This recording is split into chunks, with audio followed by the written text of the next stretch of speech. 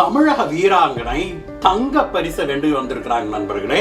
சமீபத்துல பஹ்ரைன்ல நடந்த ஆசிய இளைஞர்களுக்கான கபடி போட்டி நடந்தது. அதுல பெண்கள் பிரிவுல கபடியில இந்திய அணி தங்க பதக்கம் வென்றது.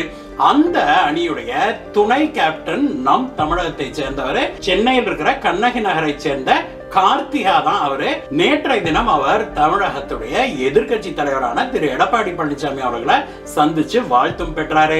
நமக்கு எல்லாம் நினைவு இருக்கும் நண்பர்களே, எடப்பாடியார் அவர்களுடைய ஆட்சியில அவர் முதல்வராக இருந்த போதுதான் தமிழகத்துல வேலை வாய்ப்புகள்ல ஸ்போர்ட்ஸுக்குன்னு 3% இடஒதுக்கீடு செய்தாங்க. அதுல கபடியையும் சேர்த்தினார் அந்த லிஸ்ட்ல. இதுல நூற்றுக்கணக்கான விளையாட்டு வீரர்கள் பயனடைஞ்சிருக்கிறாங்க.